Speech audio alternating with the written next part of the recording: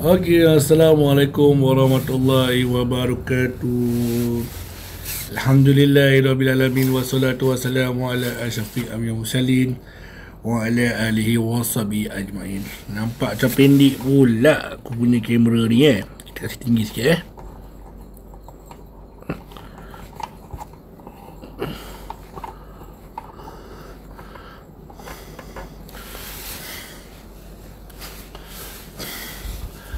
Baik, apa khabar semua?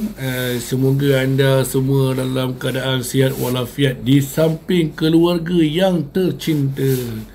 Kita pejam celik, kita dah 30 hari berpuasa di bulan Ramadan. Dan besok, bukan besok, kejap lagi je kita akan berhari raya. Okey? Alhamdulillah, syukur kepada Allah Subhanahu Wa Taala kan. Kita berjaya mengharungi 30 hari kita berpuasa melawan segala hawa nafsu.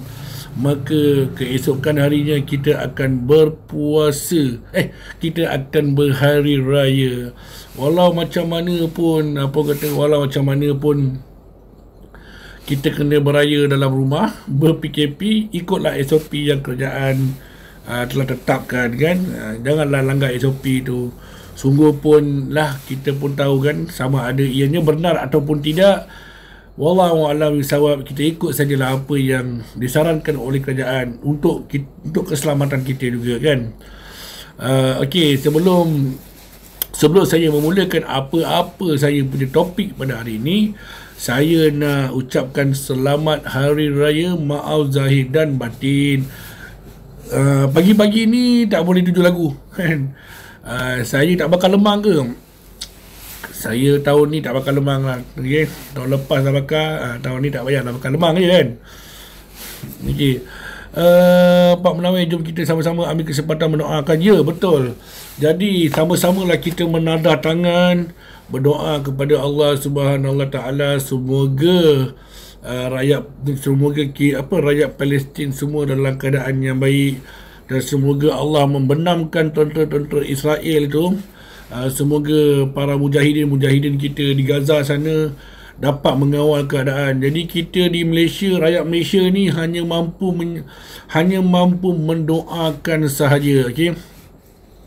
Hanya mampu mendoakan saudara se-Islam kita di Palestin kan.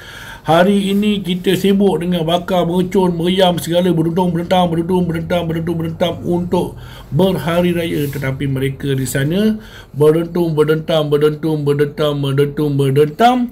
Sebab apa? Disebabkan kerana peperangan yang berlaku antara Israel dan juga Palestin. Okay?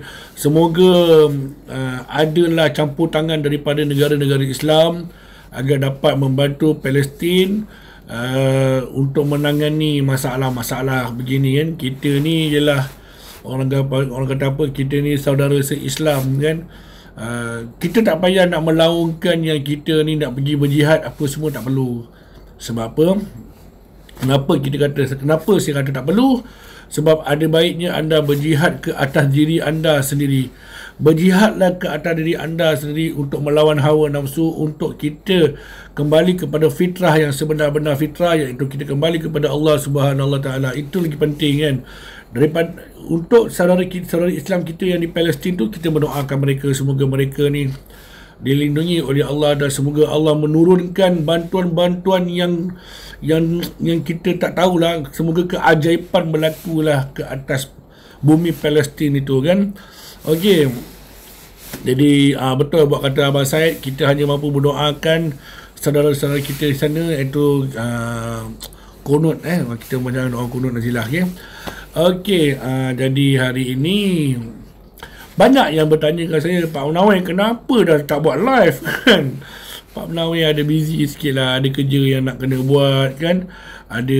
Adalah okey, ada yang nak kena uruskan kan. Dengan keadaan saya pun tak apa nak sihat sangat kan. Jadi itulah yang membuatkan kekangan masa untuk saya nak buat live kan. Bukan saya tak nak buat live, tapi ada masalah yang perlu diuruskan dulu kan. Jadi Alhamdulillah, kiranya pada hari ini selesailah segala sudah pun masalah-masalah yang dihadapi oleh saya kan. Alhamdulillah, terima kasih kepada mereka yang membantu saya Terima kasih juga kepada anda yang sentiasa support Pak Munawir. Terima kasih juga anda yang sentiasa mendoakan agar kekuatan sentiasa memberi kekuatan kepada saya. Syafiq pun ada. Syafiq ni duduk sebelah rumah saya je. Tadi main mercun sama-sama. Dia sibuk nak keluar je. Apa lagi buat live lah. Selamat Hari Raya bos. Sebelah rumah je. Besok datang. Okey. Jadi kepada mereka yang terutama sekali sebenarnya hari ni saya nak menceritakan beberapa cerita sikit. Tapi sebelum saya buka cerita, tapi sebelum saya sampaikan cerita-cerita yang pengalaman saya, adalah saya ingin mengucapkan kepada ibu-ibu, kepada ibu-ibu. Baru-baru ni kita ada sambutan Hari Ibu. Sebenarnya Hari Ibu ni tak boleh disambut, okey. Kita memperingati hari Mothers. Saya pun tak beringat. Sebenarnya Hari Ibu ni adalah hari-hari pun Hari Ibu. Kan? Hari-hari pun Hari Ibu kan. Yang keduanya kepada ibu-ibu kita juga, kepada isteri yang mana tengah sibuk dekat dapur ni kan. Mungkin nak buat persiapan untuk besok. Walaupun kita kena beraya sesama kita, tetap raya. Kita tetap kena raya. Sebab raya ni untuk kita meraihkan kemenangan kita dalam kita menjalani ibadah puasa, dalam kita untuk kita berjaya lah menjalankan rukun-rukun Islam kan. Berpuasa di bulan Ramadan, itulah dia kan. Kepada mereka yang belum bayar zakat lagi, besok jangan lupa last silap saya sebelum khutbah ke lepas khutbah macam tu, saya pun lupa. Jangan lupa bayar zakat. Dan sekarang ni semua dah canggih. Kalau takut besok tak sempat, terus pergi ke zakat.online apa ke kan. Terus bayar zakat. Zakat fitrah tu penting tu. Wajib kita bayar. Baiklah. Di sini ada berita yang agak sedih sedikit. Berita yang agak sedih sedikit. Berita yang baru saja saya dapat. Sebenarnya saya pun bila dapat berita tu lebih kurang dekat 1 jam lebih jugalah saya stres. Bukan stres, menyendiri sekejap. Sebab berita yang saya dapat ni adalah berita yang sangat meruntun jiwa saya, meruntun hati saya kan.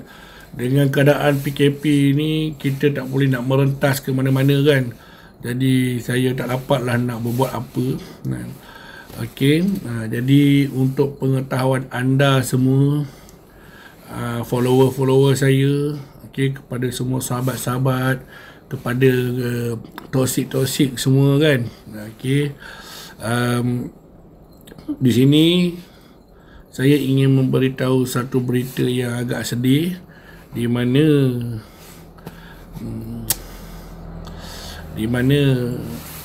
Pak Cik Din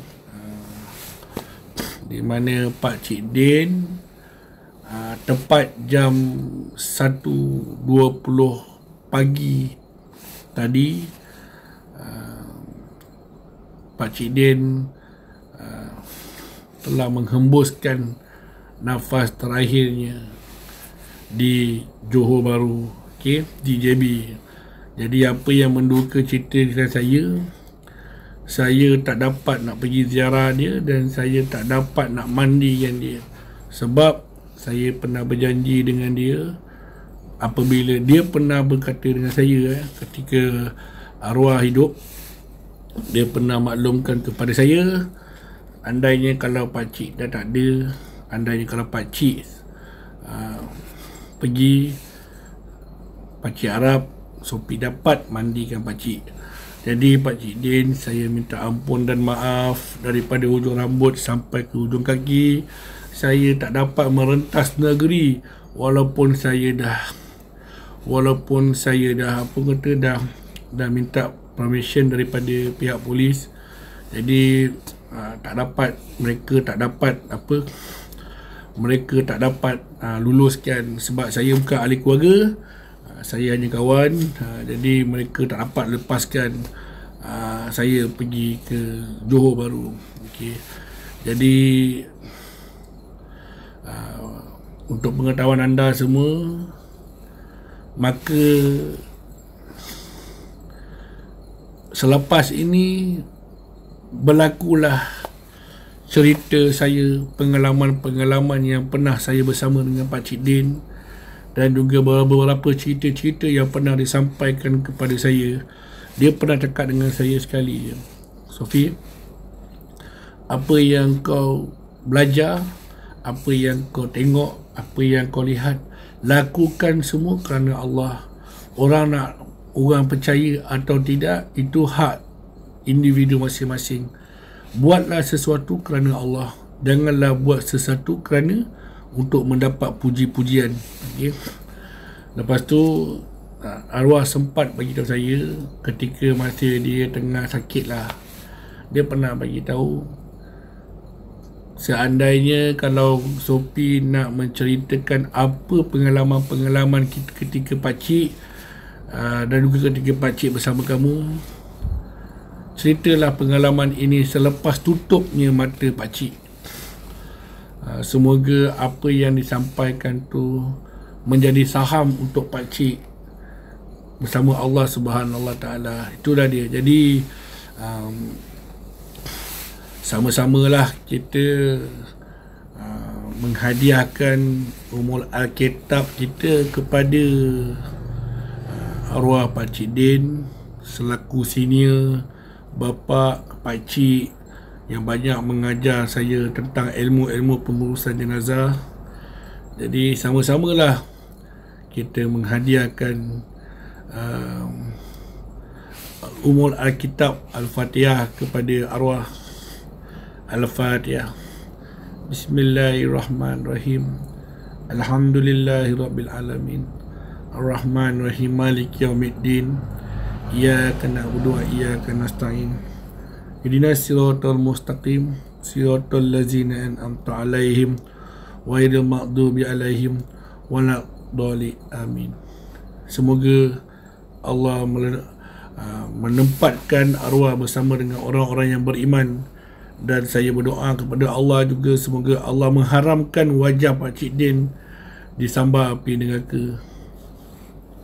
Dan saya amat rindukan dia sebab semenjak arwah sakit, saya tak dapat berjumpa dengan dia. Antaranya sebab saya tak boleh merentas negeri. Okay? Dan yang lebih menduka ceritakan, ada sekali tu saya pergi melawat arwah sebelum dia meninggal. Ada sekali tu saya pergi melawat arwah Pak Cik Din ni. Dia dah nyanyuk, dia tak kenal saya dah. Okay, dia dah tak kenal saya dah. Jadi itu yang membuatkan saya Allahu Akbar. Daripada dia lah, bukan daripada dia lah apa kan. Beliau ni banyak mengajar saya erti sabar. Beliau ni banyak mendidik saya agar menjadi manusia yang berguna. Beliau jugalah yang kutip saya. Beliau jugalah yang kutip saya ni yang nakal kan. Yang nakal tak tentu pasal kan. Jadi beliau jugalah yang banyak mententeramkan saya, mengajar ilmu-ilmu tentang kesabaran. Pada saya, beliau seorang ayah, beliau seorang pakcik, beliau seorang guru dan segala-galanya. Kita kena menceritakan yang baik. Dan saya akui arwah ni seorang yang garang, tetapi dia seorang yang penyayang. Dalam kata-kata dia penuh dengan kelembutan, dan dalam lembut dia ada bisanya. Allahu Akbar, Allahu Akbar, Allahu Akbar walillahil hamd. Semoga ya di hari yang baik, di bulan yang baik kan, Allah telah menjemput dia bertemu dengan Allah Subhanahu Wa Taala. Semoga beliau arwah ni ditempatkan bersama orang-orang yang beriman. Okey. Jadi sebenarnya saya kaku juga untuk nak bercerita apa kan. Jadi saya sebenarnya agak kaku juga untuk nak menceritakan. Salah satu sebabnya Yelah, orang yang kita sayang, orang yang kita dah anggap seperti bapa kita sendiri kan,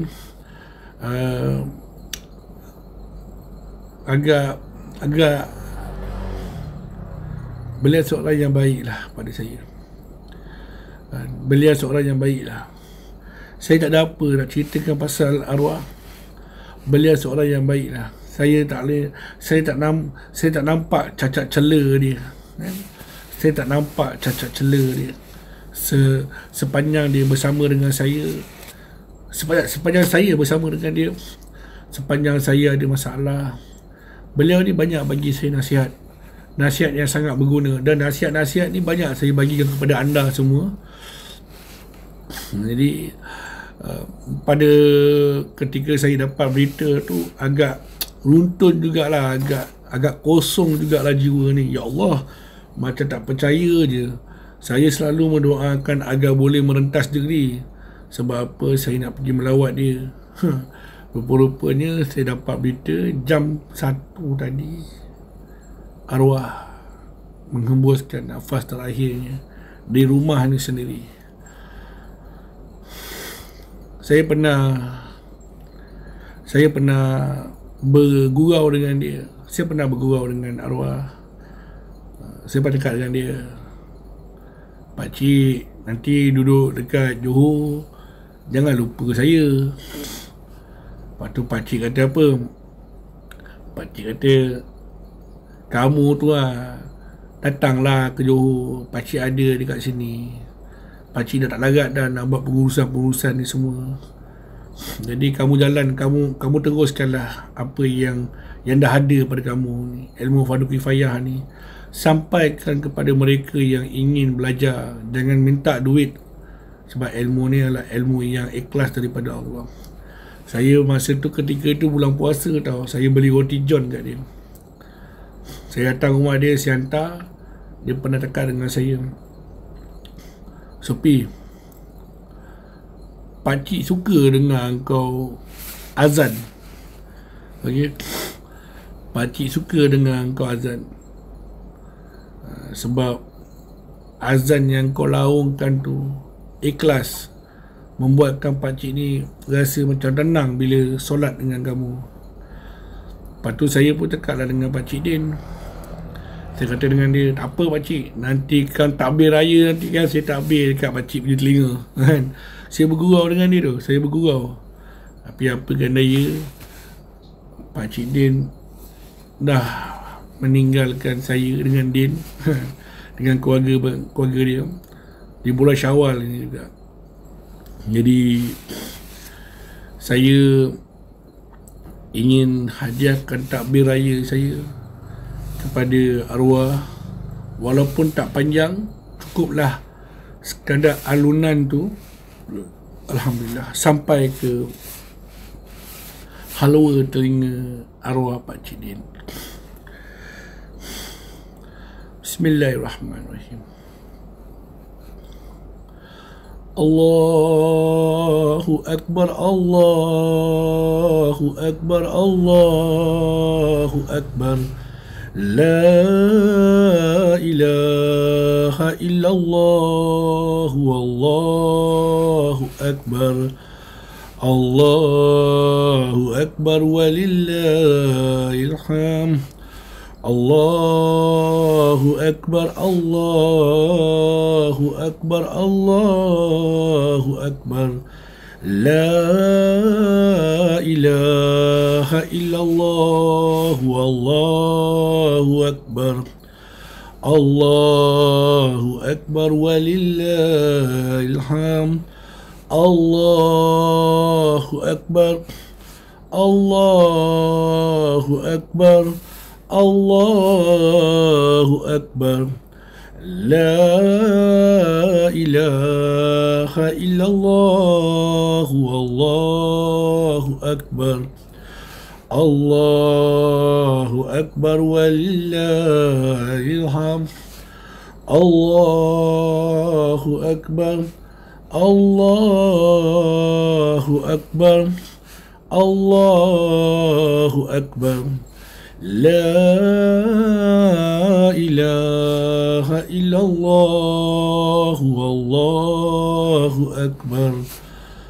Allahu akbar walillahil hamd.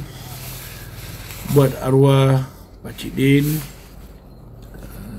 maaf, saya tak boleh nak panjang-panjangkan takbir raya ni sebab dikuatiri saya sebab. Cukuplah tadi saya dah sebab kan, saya tak mau sebab lagi kan. Semoga arwah ditempatkan orang yang beriman. Semoga kita semua pun diletakkan tempat-tempat orang yang beriman. Okay, insya-Allah. Okay. Baiklah, sekarang jam tepat menunjukkan 2.55 pagi. Okey. Dan dekat pukul 3 kan. Jadi siapa yang rasa nak tidur, persilakan tidur. Jadi siapa yang tengah buat juada-juada untuk untuk buat persiapan untuk juada untuk besok, selamat masak. Okey. Jangan kalik, jangan khayal. Sebab apa? Nanti kan kering pula gendang tu kan. Sekarang kering pula kuah lodeh tu kan. Tak boleh pula makan besok je kan. Kepada yang lain tu, yang mana tengah gosok baju tu, walaupun dekat masjid tu kita dapat buat solat 50 orang saja, jadilah imam kepada anak-anak kita dan isteri di dalam rumah. Okay, apa salahnya baca khutbah kan? Alhamdulillahirabbil alamin wassalatu wassalamu ala asyrafil mursalin wa ala alihi washabihi ajmain kan. Baca khutbah tu kan. Okay dah. Hari ni saya nak berkongsikan satu cerita pengalaman saya dengan arwah Pak Cik Din. Ini adalah pengalaman saya dengan Pak Cik Din. Okey. Baik.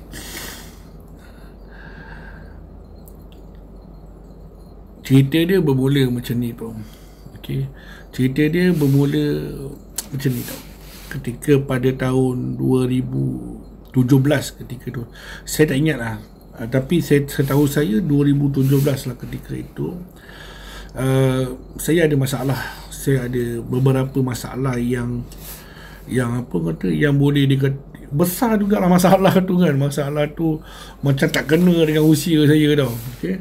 Tapi saya masalah tu dia apa kata, masalah tu dia macam rumit tau. Rumit saya nak selesaikan. Sehinggalah saya dapat satu panggilan telefon daripada Din. Katanya ada Assalamualaikum P. Dia kata, salam Din, apa cerita kau Din? P, pakcik ada call kau tak? Cakap tak ada. Dah lagi kot dia call aku, kenapa? Ni ada satu jenazah nak diuruskan ni. Okey. Lepas tu jenazah ni family dia pelik sikit. Tapi aku tak dapat teman kau pergi hari ni sebab aku ada kerja kat luar. Jadi saya dengan Pak Cik Din lah yang pergi nak uruskan benda ni lah. Nak uruskan pengkebumian tersebut mandi dengan hantar dan kebumian. Jadi ketika itu saya pun lepas saya dah borak dengan Din, pakcik dia pula call saya. Dia berkata, Assalamualaikum, Sophia dekat mana? Saya kata saya kat rumah, baru lepas cakap dengan Din. Okey lah, Sophia datang ke rumah datang ke rumah pakcik boleh ke? Saya cakap boleh, tak ada masalah. Sebab kita nak pergi ke Sungai Buloh katanya. Kita nak pergi ke Sungai Buloh. Okey, sebelum saya sambung, Muhammad Fadli Nordin lag ke? Saya rasa tak lag. Mungkin line awak yang lag. So tolong tengok balik line awak kan. Jangan cuba tengok line awak balik. Mungkin line awak yang lag ke apa kan.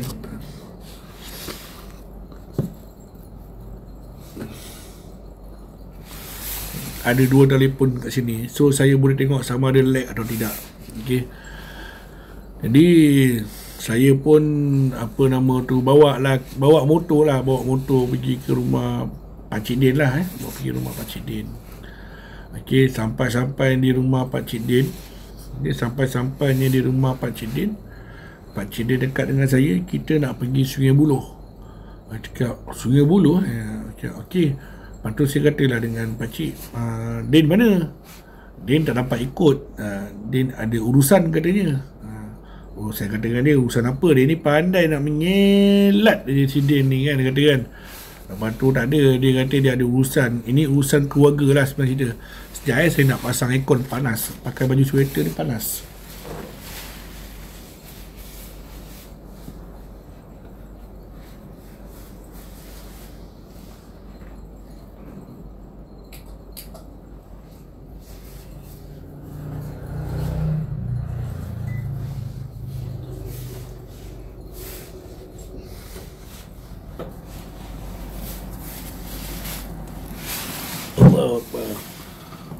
Barulah sejuk sikit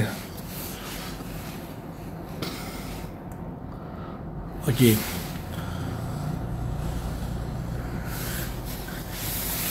Pak Menawai, arwah pakcik dia meninggal sakit apa? Sakit tua sakit tua. Okey, saya sambung balik. Jadi sesampai-sampainya di rumah, saya dekat dengan pakcik dia, apa yang si dia ni nak mengelat dia kerja dia kan. Lepas tu pakcik dia kata tak apalah, kita buat dua je lah kan. Saya kata saya okey je, nak buat berdua ke buat bertiga ke, saya okey je kan. Jadi kan apa yang menghairankan saya ketika saya sampai kat rumah pakcik Din tu, pakcik Din kata pakcik Din tak bawa van jenazah tau, dia bawa kereta Ezora dia. Dia bawa kereta Ezora dia. Saya pada cakap, pakcik kenapa tak bawa van? Saya cakap, jadi saya kata okey, sebelum saya sambung lebih jauh, bagi saya cerita dulu. Kejap lagi nak tanya umur dia berapa ke apa ke, saya akan jawab. So jangan potong cerita saya, bagi saya cerita dulu. Okey, sebelum saya panjangkan cerita, saya nak bagi tahu arwah pakcik Din meninggal sakit tua. Umur arwah sekarang dah 82 tahun. Okey, cukup jangan tanya lagi. Okey, jangan tanya lagi, tolong arwah sakit tua, meninggal ketika berumur 82 tahun dan meninggal dekat JB. Okey, cukup, jangan tanya lagi. Okey, boleh Okey, kita sambung cerita kita. Tanya lagi saya blok terus. Pening kepada layanan. Lepas tu saya pun dekat dengan pakcik dia, kenapa tak bawa lori? Nak bawa van. Kenapa tak bawa Ocen? Toyol Okey, kenapa tak bawa van? Dia kata tak perlu bawa van, kita bawa kit mandi jenazah cukup, sebab kat sana diorang ada sediakan. Kita just uruskan jenazah untuk mandikan saja. Okey, jadi saya kata dengan dia, kat mana kita nak pergi ni, Sungai Buloh kat mana? Okey, jadi dia pun beritahu Sungai Buloh dekat situ. Okey, jadi tak payahlah kita panjangkan cerita kan. Kat situ je lah. Lepas tu saya pun bawa lah van. Saya bawa kereta Ezora ni. Okey, saya bawa kereta. Okey, saya bawa kereta Ezora ni. Lepas tu saya bawa, tiba-tiba pakcik dia dekat. Ini adalah pengalaman saya dengan pakcik Sopi, kamu okey ke Sopi? Saya okey pakcik. Kenapa pakcik? Betul ke kamu okey ni? Lah, saya betul. Kenapa pakcik? Kenapa pakcik kat tu? Selalunya bila kita nak mandi jenazah ke, selalunya lah dalam kereta ke dalam van, kau ni gaji, dia bercakap kan. Tapi kali ni macam kurang, dia bercakap tak sihat ke? Saya kata dengan dia, tak ada, saya okey pakcik. Tak apalah kalau okey, tak apalah, baguslah kalau okey. Saya yang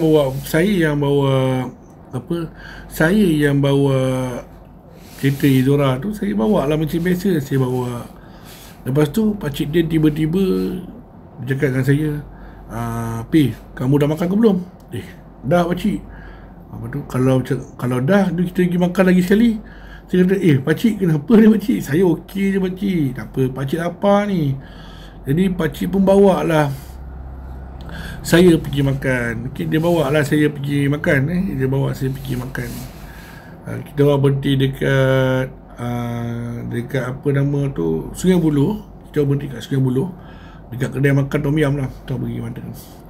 Lepas dah masa makan tu, saya tak order apa-apa, tapi Pakcik Din yang order sendiri makanan untuk saya.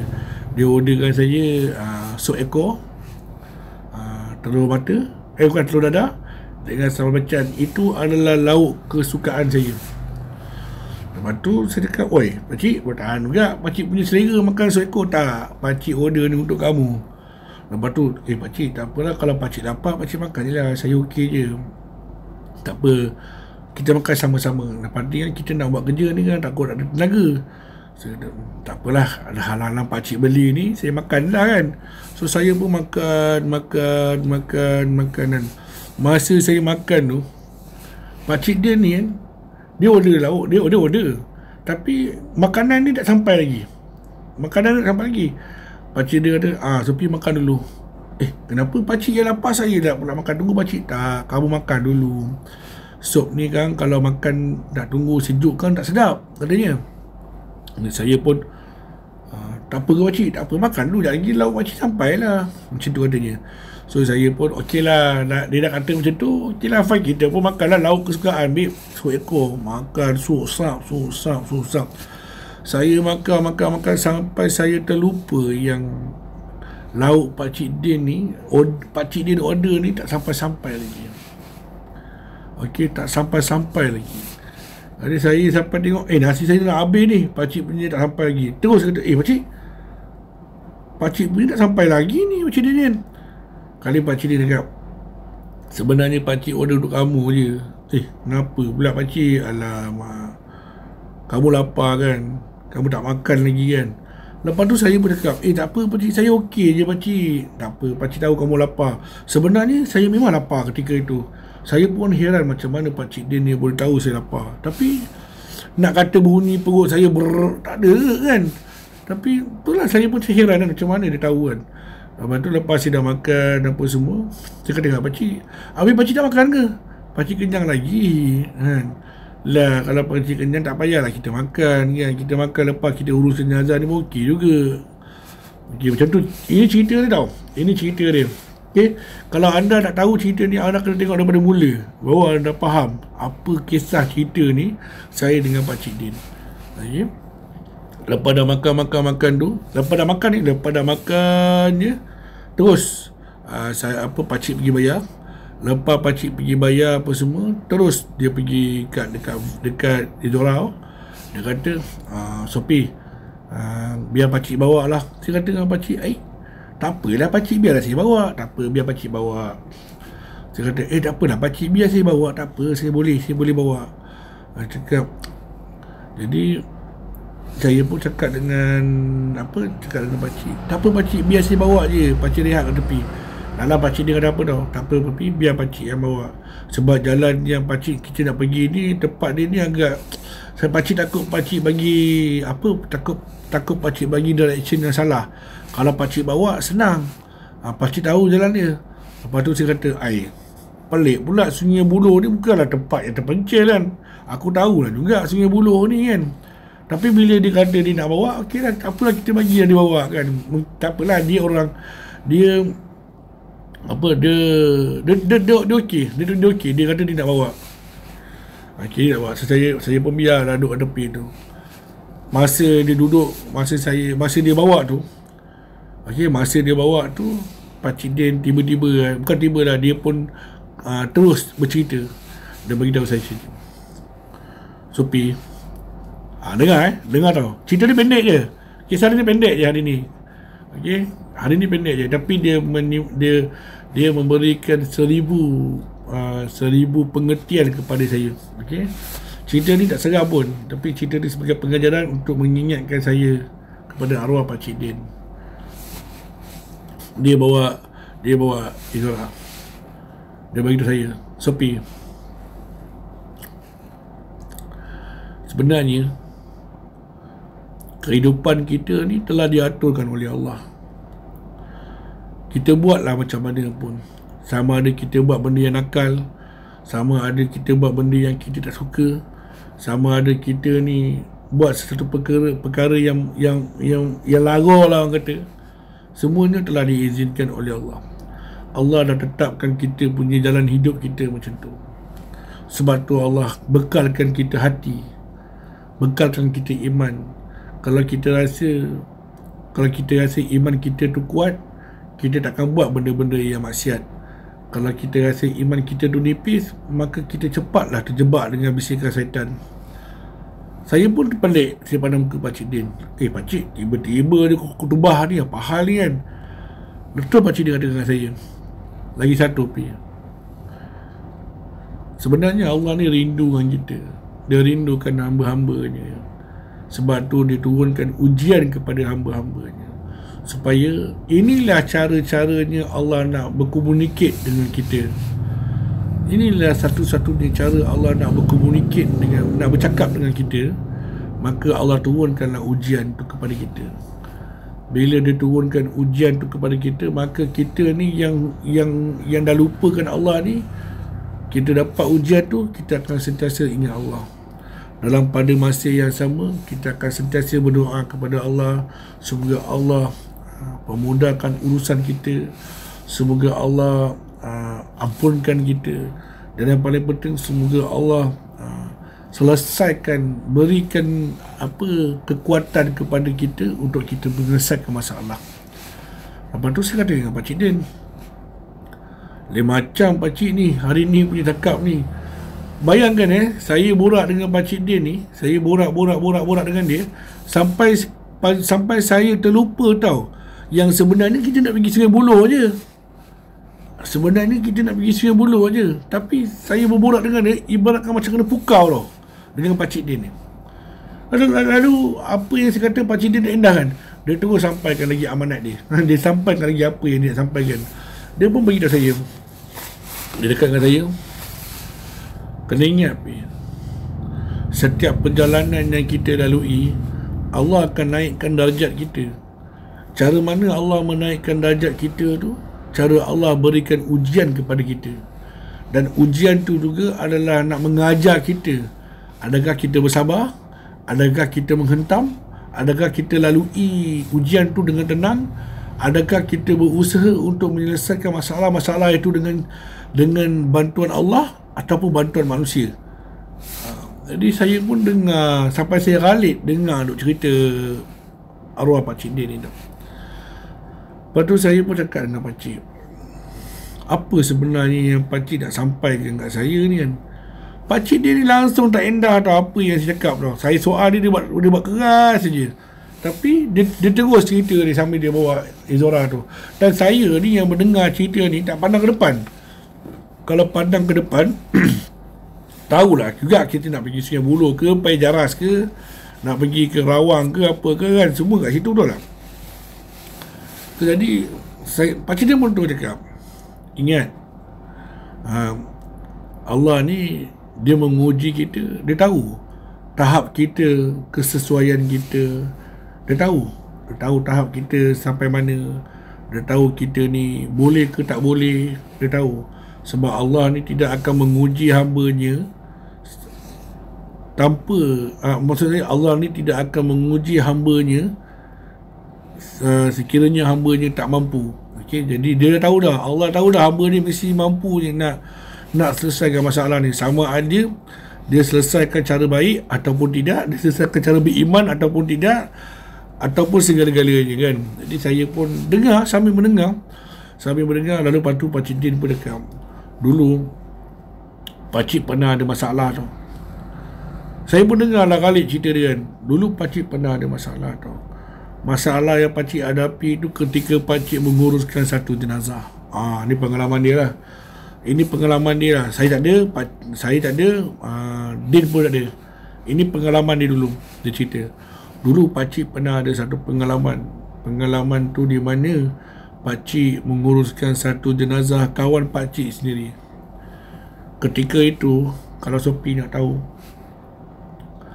Pakcik dapat panggilan Pakcik dapat panggilan telefon tu Pakcik dapat panggilan telefon daripada keluarga Pakcik mengatakan kawan Pakcik ni sakit tenat dan mohon untuk Pakcik datang. Okey, Pakcik ni Kebetulan pula masa tu pakcik duduk dekat rumah anak dia lah. Rumah dia ada beberapa orang anak. Dia duduk kat rumah anak dia. Jadi dia duduk kat rumah anak dia untuk pergi ke Kuantan, Pahang. Cerita dia macam tu lah. Dia nak pergi ke Kuantan, Pahang. Jadi masa tu bila pakcik pergi ke Kuantan, Pahang, pakcik naik bas berhenti-berhenti tau. Pakcik naik bas berhenti-berhenti sebab ketika itu lagi 2 hari nak raya. Ketika itu lagi 2 hari nak raya. Okey, 2 hari lagi nak raya. Okey, 2 hari lagi nak raya. Pakcik pun bergegas lah pergi ke rumah kawan pakcik tu. Kau bayangkanlah, pakcik dapat panggilan telefon tu pagi. Nak pergi ke Pahang daripada Kuala Lumpur. Bayangkan berapa lama pakcik nak sampai ke Kuantan tu, naik bas berhenti. Lepas tu saya kata, uish, lama juga pakcik, lama kan. Jadi kawan pakcik ni, dia ni sebatang kara. Cuma kawan-kawan je lah yang duk tengok dia. Saya pun kusyuk lah dengar cerita pakcik dia ni. Jadi pakcik pun bawa set kain kapan apa semua kan. Bawa siap-siap. Bawa siap-siap untuk nak tengok apa jadi kan. Jadi pakcik bergerak pun dalam pukul 10 pagi. Ketika itulah sesampai-sampainya pakcik di Kuantan pukul lebih kurang petang lah, pukul 4 ke 4.30 tu. Pakcik teruslah pergi ke rumah dia, naik teksi pergi ke rumah dia. Sesampai-sampainya pakcik di rumah dia, sesampai-sampainya pakcik di rumah dia, apa yang pakcik dapati, kawan pakcik ni dah meninggal dunia. Dia dah meninggal dunia lebih kurang dekat 4 ke 5 jam. Allahu Akbar. Keadaan kawan pakcik ni dah membusuk dah. Subhanallah. Habis tu apa yang pakcik buat? Bila pakcik sampai ke rumah kawan pakcik kan, bila kita orang ni tak ada halat perhubungan, yang dapat telefon pakcik ni kawan pakcik je telefon pakcik. Kawan pakcik telefon pakcik. Telefon keluarga pakcik dah, bagi tahulah. Jadi bila pakcik sampai sana, pakcik tengok kawan pakcik ni dah meninggal lah. Kalau ikut daripada busuknya, macam mayat ni dah lebih pada 3 ke 4 jam. Macam tu lah. Pakcik pun jadi macam terperanjat. Jadi macam, sebab pakcik pegang kulit dia dah berlendir. So jadi ketika itu bila pakcik keluar daripada rumah, kelihatan ada 2-3 orang kampung lalu kat situ. Diorang ada bau macam bangkai. Bila diorang naik ke atas rumah, diorang nampak kawan pakcik meninggal. Pakcik ni dituduh membunuh kawan pakcik sendiri. Takkan macam tu pakcik? Ya, inilah dugaan yang pakcik terima ketika itu. Bila diorang kata sebelum ni diorang lalu dekat rumah, kawan pakcik tu ada kat beranda. Bila diorang patah balik lebih kurang ke berapa jam, diorang tengok kawan pakcik dah meninggal. Bila dia tengok kawan pakcik meninggal, diorang suspek pakcik yang punya kerja. Lepas tu apa jadi? Jenazah kawan pakcik dia bawa ke hospital untuk forensik, dan pakcik ditahan sementara untuk bantu siasatan. Sebab pakcik orang terakhir yang ada kat situ. Bayangkan Sophie, lagi 2 hari je nak raya, pakcik dimasukkan ke dalam lokap sementara. Ketika itu family pakcik turun sebab dapat panggilan daripada kawan pakcik sendiri yang mengatakan kawan pakcik ni sakit tenat. Jadi pihak polis pun telefonlah kawan yang telefon tu. Bila telefon nak dijadikan cerita Sophie, kawan pakcik tu dia tak on handphone. Tak tahulah bateri dia habis ke apa ke. Pakcik terpaksa disimpankan ke dalam lokap. Kira pakcik ni direman lah. Walaupun pakcik tahu bukan salah pakcik ni direman. Dan ketika itu jugalah pihak hospital dah postmortem kawan pakcik. Kawan pakcik ni meninggal sakit terkejut. Okey, maknanya ibaratkan macam heart attack lah cerita dia kan. So lagilah menguatkan dakwaan tu kepada pakcik. Okey, dakwaan tu kepada pakcik. Dan pakcik difahamkan Karya sana yang menguruskan kawan pakcik. Lepas tu takkanlah macam tu pakcik. Ya. Habis tu macam mana pula dengan pihak polis? Takkan dia tak buat kerja? Dia dah buat kerja dia dah. Dia pun dah telefon apa semua. Jadi panggilan telefon tu bukan tidak diangkat, tapi mati. Maksudnya pada pakcik mungkin bateri dia habis ke apa ke. Jadi mereka tak dapat hubungi kawan pakcik. Jadi pakcik ni terpaksa direman dulu. Sehinggalah malam raya tu, takbir raya kedengaran, pakcik sedih sangat. Pakcik beraya dekat dalam tirai besi tau. Lepas tu saya kata dengan pakcik, ini perbualan saya dengan pakcik dia sampai saya pun tak tahu kan kita orang dekat mana sekarang. Ya. Bila saya pandang muka pakcik, habis tu apa yang pakcik buat? Pakcik hanya diam, pakcik hanya tenangkan fikiran. Pakcik yakin yang sebenarnya bukan salah pakcik. Lepas tu saya kata dengan pakcik, uish, kalau saya dah tentu saya mengamuk dia pakcik. Sebab apa? Udahlah, bukan salah kita. Kita ni dah nak nolong. Dah tu pula kena lock up pula. Ui, dah lah nak raya kan. Lepas tu pakcik kata apa tau? Inilah dia yang sebenarnya pakcik nak beritahu kamu Sophie. Ujian yang Allah turunkan kepada hamba-hambanya. Kadang-kadang ni kita pun tak expect yang benda tu akan berlaku. Okay, kadang-kadang kita pun tak expect benda tu akan berlaku. Jadi apa yang ada di depan mata tu punya ujian, pakcik hadap je. Pakcik hadap je. Lepas tu saya kata dengan pakcik, habis tu takkan polis pun diam tak buat kerja. Ini pun satu hal juga Sophie. Kamu tahu je lah, dah jadi malam raya. Masing-masing pun semua sibuk nak balik kampung, sibuk lah dengan macam-macam. Jadi kes pakcik ni dia tangguh. Pakcik duduk dalam lokap tu selama 5 hari. Allahu Akbar. Astaghfirullahaladzim. Habis anak-anak pakcik semua tak fight ke? Bukan tak fight. Bukan tak ni. Sebenarnya fight juga kes pakcik ni. Tapi memandangkan panggilan telefon tu tak dapat kan. Jadi bila pihak polis dapat trace nombor telefon tu, rupa-rupanya nombor telefon tu datang daripada public phone. Datang daripada mana? Datang daripada public phone. Maknanya kawan pakcik yang call pakcik menggunakan public phone. Okey, menggunakan public phone. Kalau tak silap saya lah, ketika tu pakcik Din cerita dengan saya telefon tu berwarna hijau. Kau tahu tak telefon tu warna hijau? Kalau kita telefon tu dia ada nombor 019. Telefon tu mengikut daripada arwah pakcik Din, tali public phone tu yang menggunakan kad. Kau tahu tak kad telefon? Kau tahu tak kad telefon yang kita boleh top up RM30, RM50? Kad telefon yang kita jolok kan, warna hijau tu. Telefon lama tu rare kat tu kan. Dulu lagi rare kan telefon oren tu. Lepas tu dia upgrade sikit jadi warna hijau ada, warna biru ada. Telefon yang pakai kad kan, dia adalah kad gambar-gambar pemandangan lah, apa RM70 lah, RM30 lah. Ingat tak? Cuba ingat balik. Ini pakcik dia cerita dengan saya. Tahu, Alhamdulillah, Muhammad Ali tahu. Saya ni lega kalau orang tahu. Kalau orang tak tahu ni, orang kata saya tipu kan.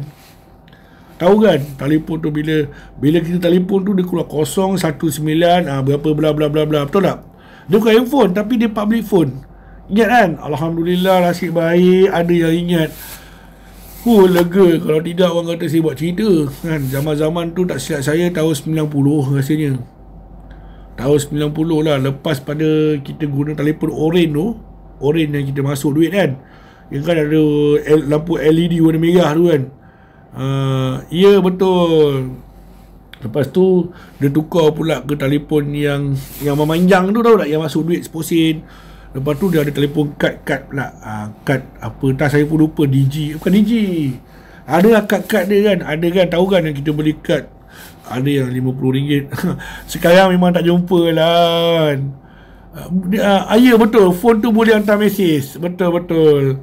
Allahu Akbar. Nasib baik ada orang boleh mengiyakan benda tu. Lega saya kan. Sebab apa, faham lah generasi muda sekarang ni mana nak percaya benda-benda tu. Kad tu ya betul.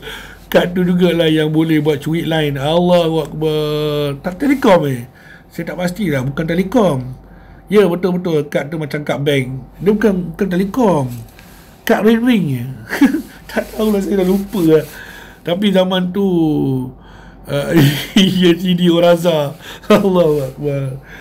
Subhanallah. Alhamdulillah. InsyaAllah kan. Yelah tu kan. Jadi kad tu, okay, kita balik cerita tu kan. Jadi pihak polis telefon dapat trace nombor tu, rupa-rupanya nombor public phone. Jadi bila nombor public phone tu pula, dan masa tu jugalah pakcik kata masa tu jugalah polis tak boleh, polis tahan reman lagi kepada pakcik, tambah lagi seminggu punya reman. Sebab apa? Masih tak dapat lagi apa nama tu, jawapan kan. Dia tengah ni lah kan,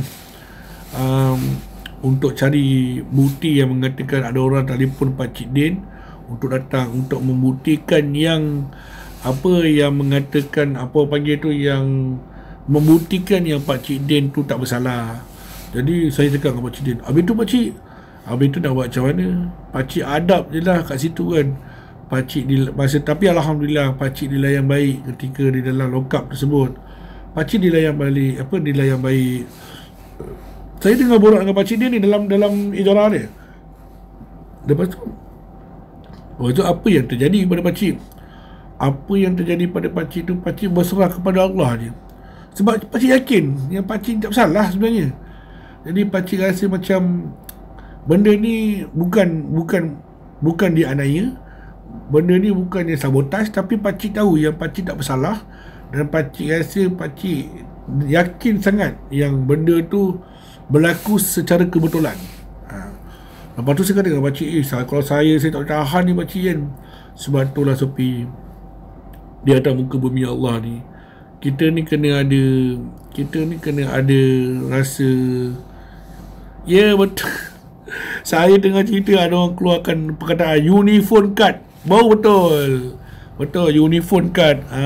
Betul. Kad tu memang rare lah. Siapa yang ada kad tu, kalau ada saya nak beli lah, nak simpan buat kenangan. Allah. Sama balik cerita balik Okey, jadi minta maaf saya nak kena lap mata je ni kan, sebab tadi sedih, masa tak habis-habis sedih lagi. Kebetulan lah ketika itu berlaku kan. Jadi pakcik dia kata apa tau, dia pun tak salahkan pihak polis. Tapi bayangkan bagaimana, betapa sabarnya Pakcik Din dalam hal begitu. Kira pendek cerita 2 minggu tau Pakcik Din direman disebabkan kematian kawan dia. Jadi hasil siasatan polis memang dah tahu dah. Telefon tu memang telefon public phone. Dan lepas tu ketika itu pula kalau ikutkan sebenarnya Pakcik Din ni boleh dijatuhkan, boleh dihukum penjara tau. Sebab ini ibaratkan membunuh tanpa niat. Tapi sebenarnya Pakcik Din tak membunuh. Dia sampai-sampai kawan dia dah meninggal. Maknanya kita ni orang terakhir dah sampai kat situ tu lah. So jadi ada beberapa report pula mengatakan Pakcik Din yang punya angkara. Sebab apa orang kampung nampak? Sebab orang kampung keluar, dia nampak yang si kawan dia ni kiranya macam nampak kat beranda. Lepas tu bila balik, tiba-tiba kawan dia dah meninggal, Pakcik Din ada kat dalam rumah tu. Diorang suspect lah Pakcik Din. Ini Pakcik Din tengah bercerita tau dalam kereta. So Pakcik Din pun cakap, pakcik punyalah sabar, pakcik amalkan doa kunut nazilah kan. Lepas tu pakcik amalkan Yasin. Pakcik banyak baca pakcik banyak berzikir la ilaha illa anta subhanaka inni kuntu minaz zalimin kan. Dia banyak berzikir yang dia yakin yang memang bukan salah dia. Hari ke-13, Pakcik Din kata apa tau, hari ke-13 pihak polis buka lokap Pakcik Din. Bila Pakcik Din keluar je, salah seorang daripada kawan Pakcik Din datang peluk Pakcik Din. Dia menangis-nangis, ya Allah Udin, aku minta maaf banyak-banyak lah Udin. Ya Allah, aku tak tahu sampai ke sini kamu ke dalam ni. Lepas tu Pakcik Din pun, kenapa? Aku yang nelpon kamu tu, keluarga kamu suruh datang lah, aku guna public phone, telefon kamu, tak tahu pula jadi macam gini. Allahu Akbar. Lepas tu Pakcik Din pun cakap, macam mana kamu tahu? Aku tahu tu sebab aku telefon keluarga kamu balik. Aku tanya macam mana nak tanya perkabaran kawan kita tu lah. Bila aku dapat tahu kawan kita dah meninggal, kamu sampai ke situ dan orang kampung pula nampak kamu ke situ, kamu disabitkan kesalahan membunuh pula. Lepas tu dengar kata, nah ni kawan pakcik dia ni tak tahu orang perak ke apa kan, tapi pakcik dia ni ada dialek dia lah.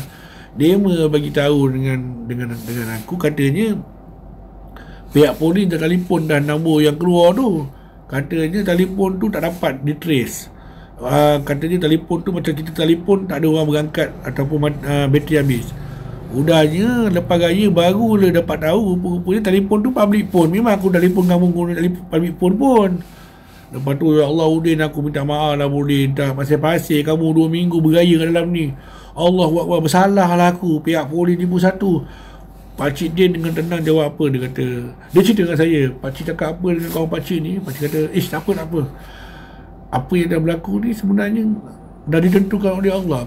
Kalau Allah tak izinkan, tak jadilah benda ni kan. Jadi pakcik Din sebelum balik ke KL, dia sempat pergi melawat kubur kawan dia, yang kawan dia dah dikebumikan oleh orang kampung tersebut. Jadi lepas pada tu pakcik dia pun terus balik ke KL. Sambil cerita tu, pakcik dia pandang ke saya, kamu tahu tak Sophie, kenapa pakcik cerita ni benda ni kat kamu? Saya pun ingat lah, kenapa pakcik kan? Kamu bayangkan, benda yang bukan salah kita pun boleh jadi salah kita.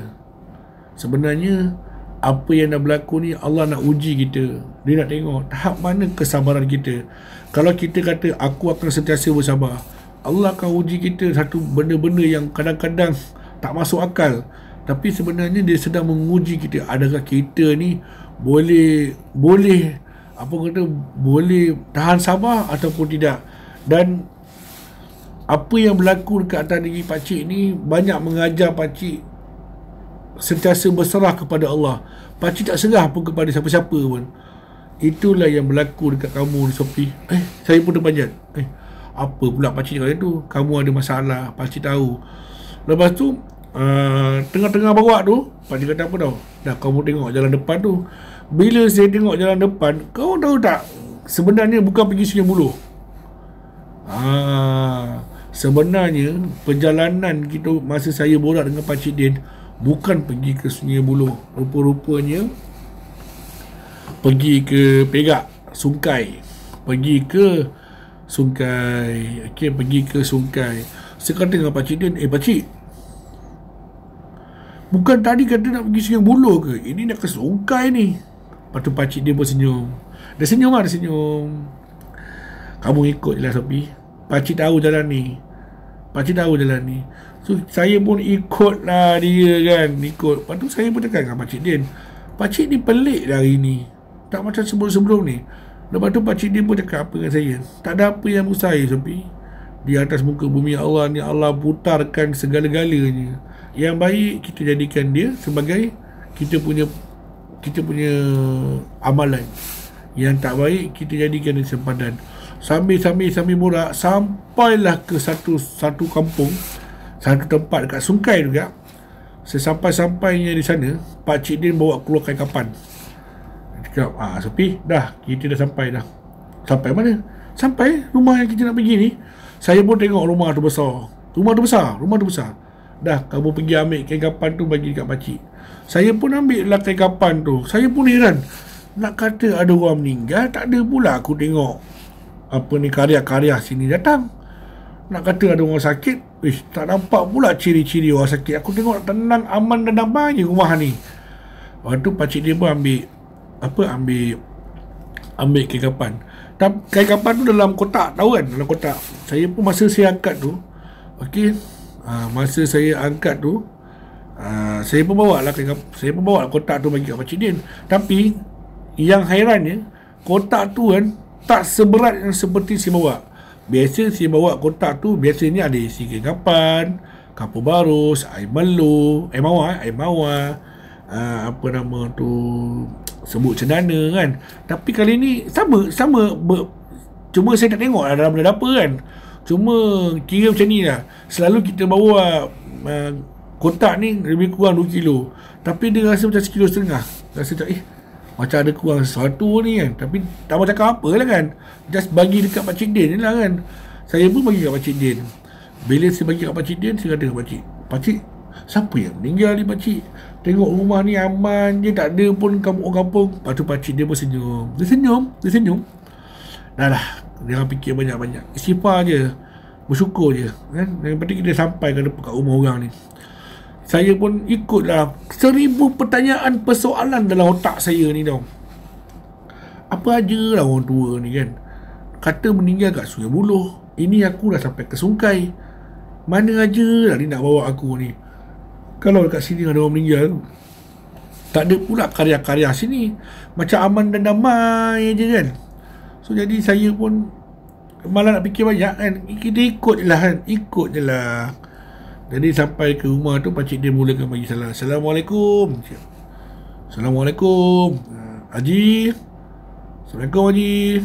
Jadi buka lah pintu. Bila terbuka pintu, ada satu sosok tubuh badan manusia yang lengkap berpakaian jubah dan juga serban kan. Atas ni ada kain ridak warna hijau. Dia pun jawab, Waalaikumsalam, Allahu Akbar, Subhanallah, Udin, sahabat lama saya, lama tak jumpa, berpeluk-pelukkanlah mereka. Dan saya dapat bau haruman yang sangat manis, iaitu bau gaharu dekat badan sahabat kepada Pakcik Din lah. Cakap Allahu Akbar, macam mana perjalanan daripada KL, okey ke? Cakap Alhamdulillah, okey, aku okey je. Ni aku kenalkan anak buah aku, Sofi nama dia. Dia ni lah yang banyak membantu aku dalam pengurusan jenazah dengan anak buah aku, si Din tu. Kau tahu lah, Din tu pemalas. Lepas tu dia kata, gelak. Lepas tu Pakcik tu pun pegang saya. Dia salam saya, dia pegang bahu saya. Dia cakap, Alhamdulillah, bukan semua orang nak buat kerja macam ni. Ya Syekh? Dia bagi saya share. Bukan semua orang nak buat kerja macam ni kan. Itulah dia. Jadi saya pun cakap. Lepas tu Pakcik kawan pada Pakcik Din ni pun jemput kami masuk. Dah Udin, masuklah, bawa anak buah kamu ni masuk. Masuk. Saya pun cakap dengan Pakcik Din, Pakcik, apa benda dia Pakcik kan? Kamu ikut je lah, kamu ikut je. Lepas tu saya pun duduk lah dekat sofa yang sofa dia lah kan. Keluarlah kira cerita tu antara Pakcik Din dengan Din. Pakcik Din dengan Din lah. Antara Pakcik Din dengan sahabat dia. Dia macam mana pengurusan kat Kuala Lumpur tu okey ke? Lepas tu Pakcik Din bercakap, aku begini dah cerita ni, nasib baiklah dia budak-budak ni bantu kan. Sophie, Din kan, diorang ni banyak bantu aku. Terutama, ini bukan saya nak angkat baku saya sendiri tapi ini saya sampaikan apa yang disampaikan oleh Pakcik Din. Terutama sekali Sophie ni lah, dia banyak apa yang aku kata A lah dia buat. Kalau aku kata B lah dia buat. Tak pernah nak membantah. Seronok aku buat kerja dengan dia. Berbeza lah anak buah aku. Kamu tahu pun anak buah aku ni macam mana, membebel tak habis-habis. Tapi walaupun kerja jalan, tapi itulah dia kalau nak buat pun dengan Sophie ni. Sophie kalau tak ada, dia tak nak buat. Tu pasal aku ni kan, Sophie ni kan baguslah. Duk ikut aku, duk belajar apa yang aku ajar dia apa semua. Alhamdulillah lah, dah melekat dah kot fardu kifayah dalam jiwa dia. Lepas tu kawan pada Pakcik Din ni pun cakap, Alhamdulillah, bukan semua orang nak buat kerja macam ni. Kebanyakan ni yang buat kerja-kerja fardu kifayah ni banyak orang-orang lama, orang tua-tua. Orang muda-muda ni jarang nak menceburi bidang-bidang macam ni. Katanya takutlah apalah. Tapi itulah dia, mati ni dia bukan kira umur. Lagi satu, fardu kifayah ni bukannya kira umur, dia kira fardu kifayah semua orang pun boleh buat kan. Jadi bila dah borak tu, tiba-tiba lah Pakcik Din, bukan Pakcik Din, kawan Pakcik Din, dia cakap dengan saya, Sophie umur berapa? Saya pun beritahu lah umur saya sekian-sekian kan. Tak apalah, Sophie masih muda lagi, nanti nak sampai ke umur 40 tahun kan. Jadi usia-usia 37, 38, 39, 40 ni, kita ni akan banyak mengalami masalah kehidupan, terutama sekali masalah kewangan, terutama sekali masalah kehidupan kan. Sebab inilah tandanya Allah sedang menguji kita. Dia dengan nak uji kita, nak naikkan derajat kita sehingga kita menjadi manusia yang matang ketika umur 40, insya-Allah.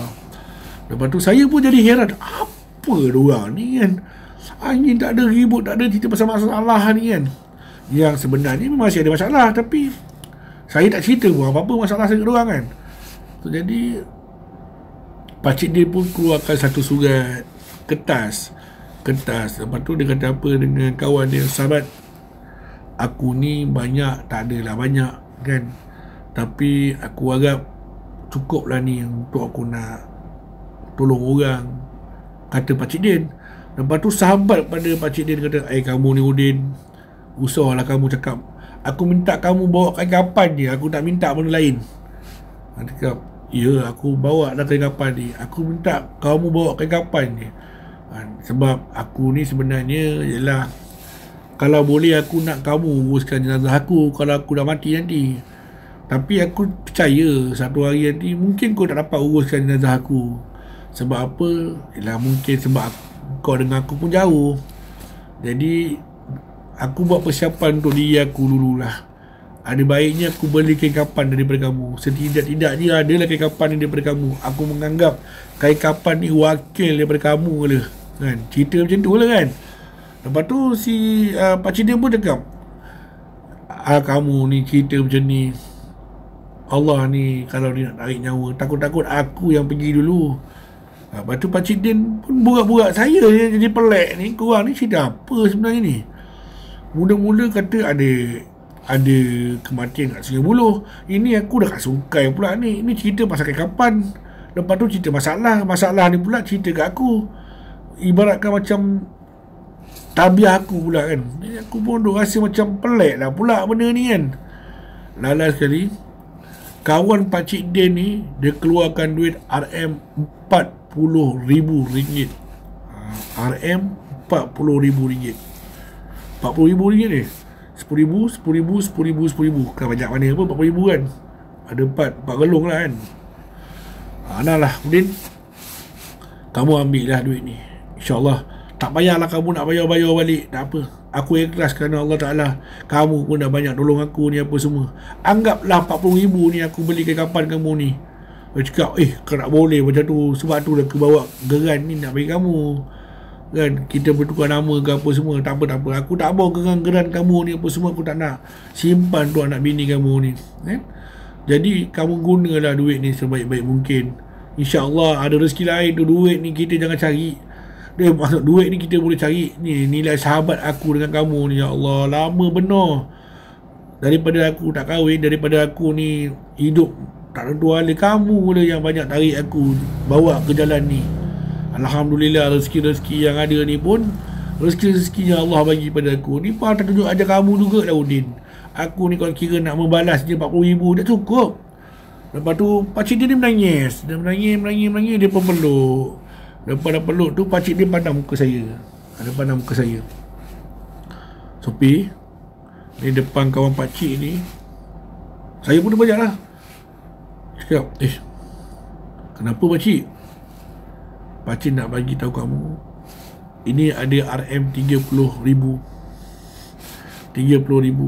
Okay. Tahu ada RM30,000 ni, pakcik bagi kamu selesaikanlah masalah kamu. Saya terus dengar, Allahu Akbar, Subhanallah.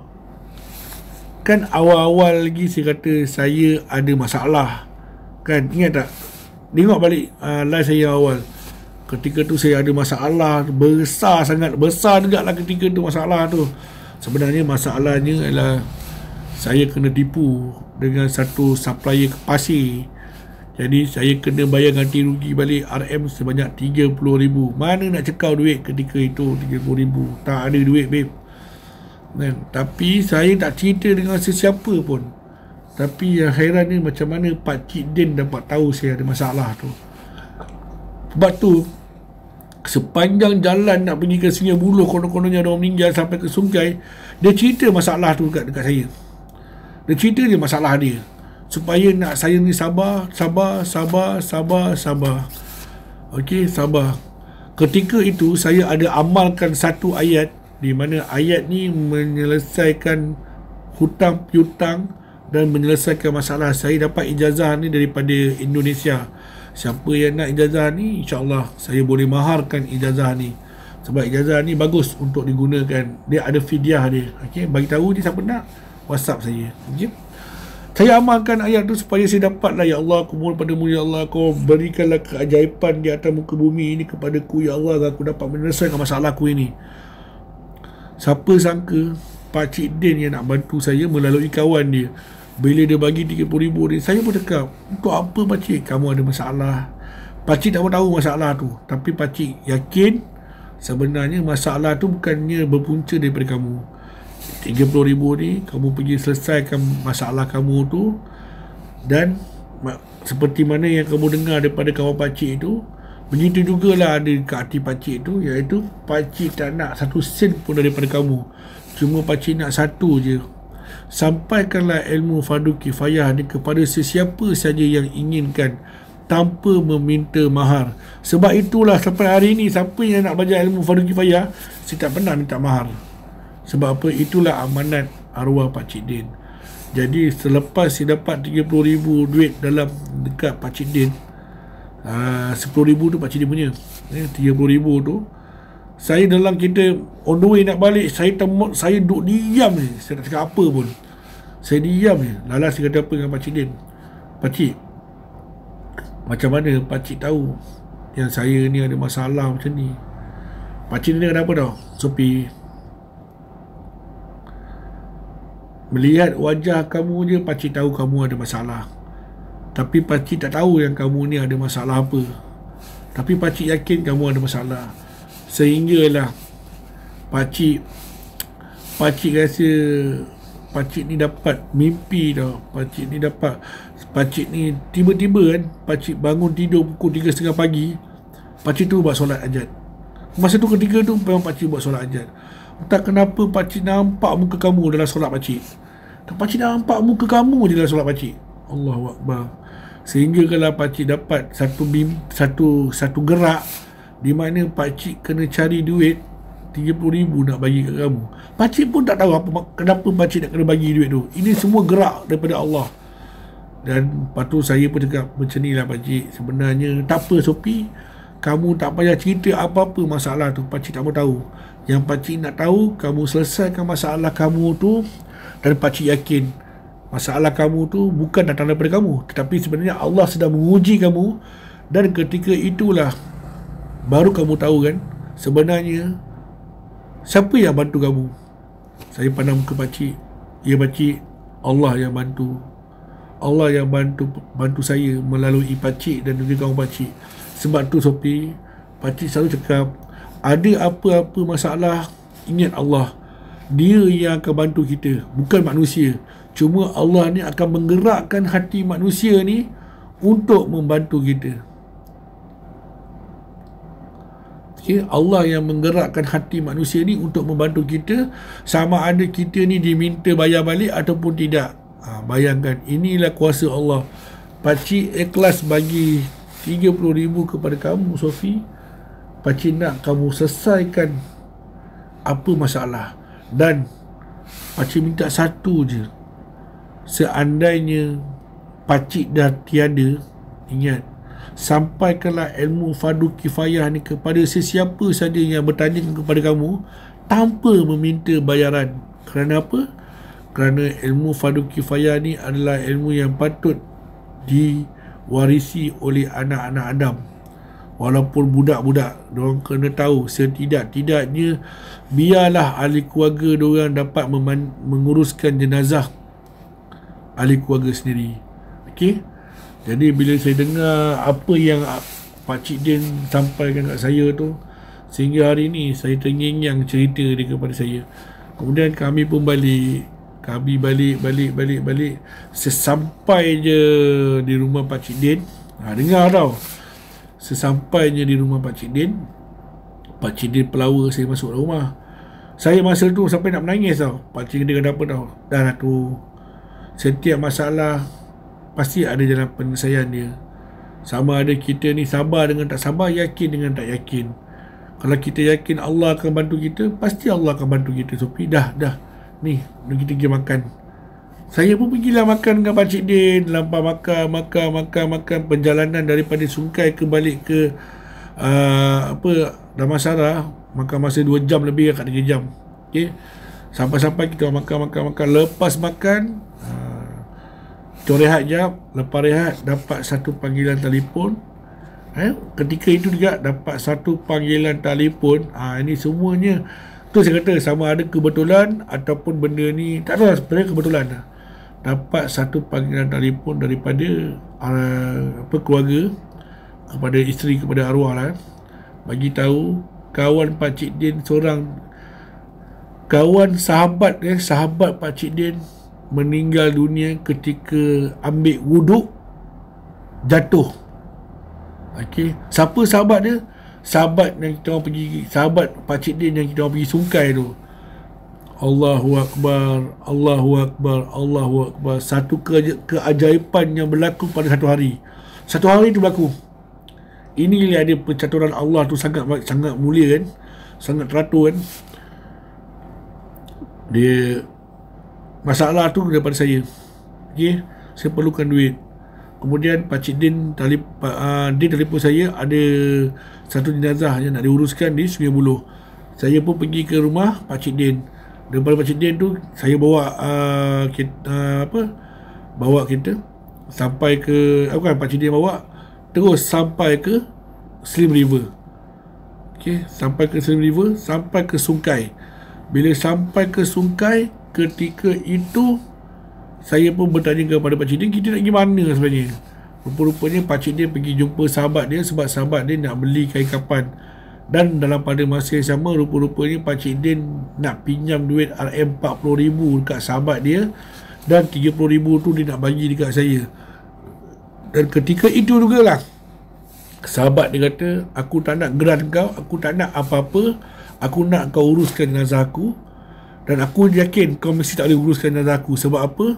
Sebab jarak kita jauh kan? Jadi aku beli kapan ni untuk pengganti diri aku, pengganti diri kau.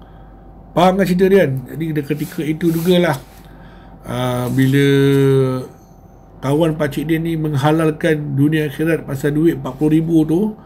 Dan setibanya kami di Damansara, lepas kita makan, dapat berita pula sahabat Pakcik Din yang bagi RM40,000 tu meninggal dunia, jatuh ke dalam bilik air ketika ambil wuduk.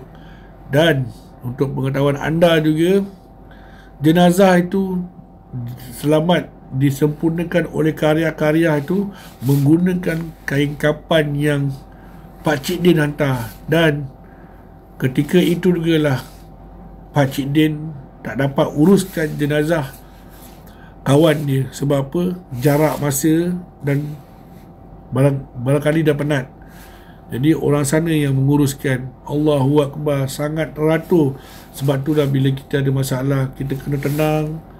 Sebab tu lah bila saya ada masalah, ingat tak baru-baru ni saya ada masalah RM35,000, saya tenang. Sebab tu saya tak buat live. Saya tenang, saya nak cari duit. Saya nak cari duit untuk bayar apa yang dah berlaku. Dan saya ada seorang sahabat juga yang bantu saya dalam menyelesaikan masalah tersebut. Jadi saya tak maulah ceritakan siapa orang tu. Jadi semoga Allah naikkan darjat kau, sahabat. Semoga Allah berikan keampunan dan rezeki yang luas kepada kamu. Dan pada hari ini juga, apa yang berlaku bertimpa-timpa ke atas saya selesai satu persatu, sehinggalah hari ini saya dapat berita Pakcik Din menghembuskan nafas terakhirnya jam 1 pagi tadi. Allahu Akbar. Kenangan yang banyak bersama dengan arwah Pakcik Din. Dan Pakcik Din pernah dekat dengan saya, kalau kamu nak sampaikan apa-apa cerita mengenai aku, iaitu Pakcik, sampaikanlah selepas aku tiada.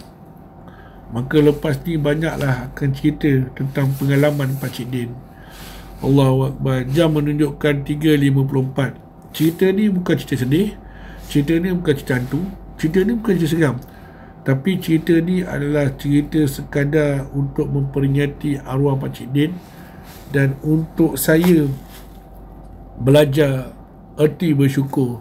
Kepada anda yang mendengar cerita saya ni, sentiasalah bersyukur di atas nikmat Allah Ingat, bila kita ada masalah, jangan harap kepada manusia, haraplah kepada Allah. Sebab apa?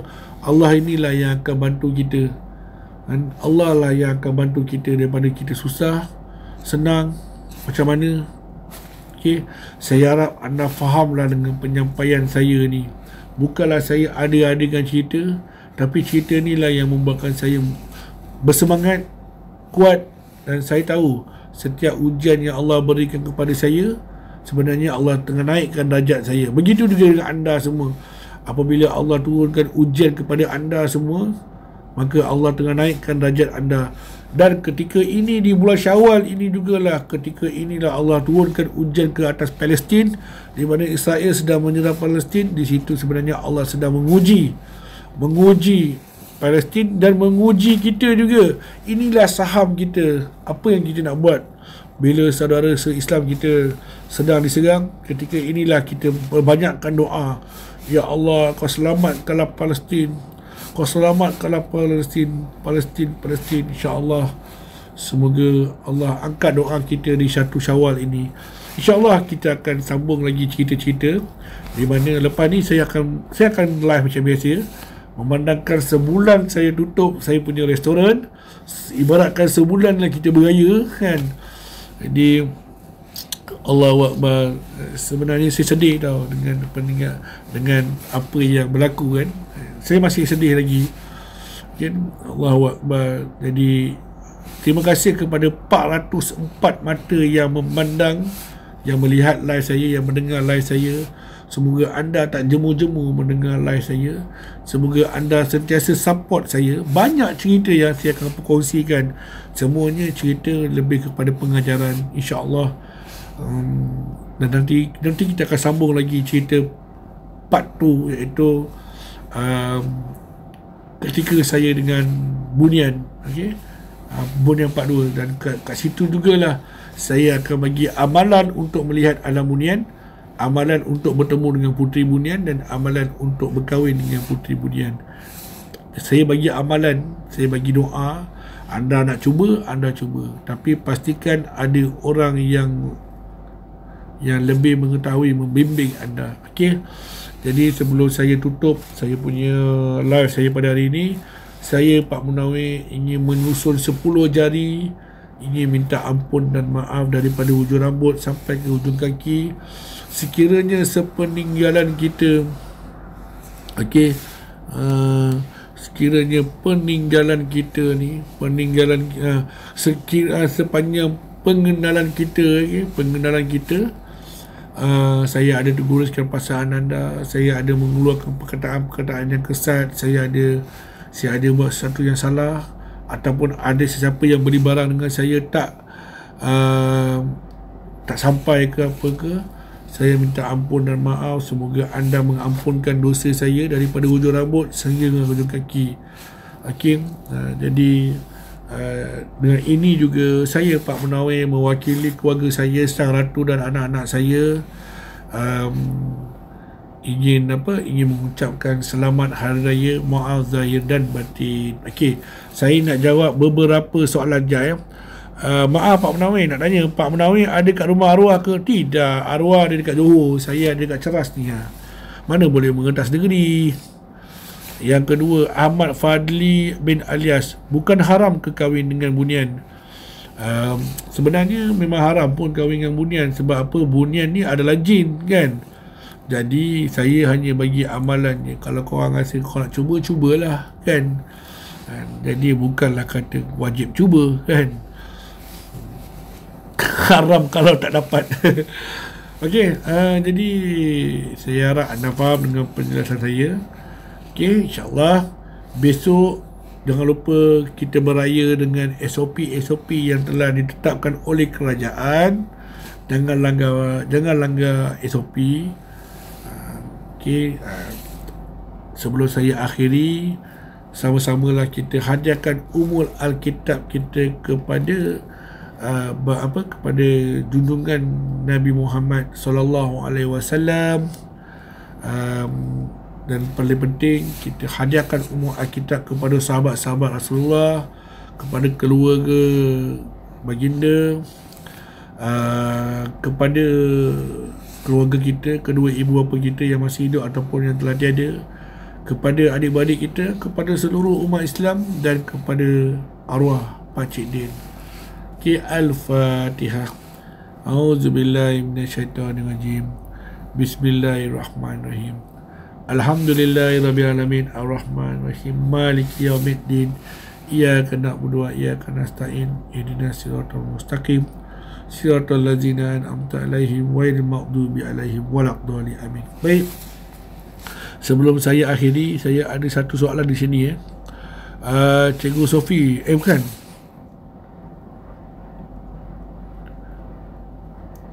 Mana dia? Ada satu soalan. Soalan ni dia bagi tahu, boleh tak Pak Munawir tunjukkan wajah Pakcik Din? Saya pernah berjanji dan bersumpah kepada arwah Pakcik Din sebelum dia mengembuskan, sebelum dia meninggal lagi lah, masa kita orang tengah okey-okey kan, saya takkan munculkan muka Pakcik Din dengan Din. Sebab apa? Ini adalah permintaan arwah Pakcik Din. Manakala Din ni tengok, kalau dia nak join saya live, dapat lah tengok muka dia.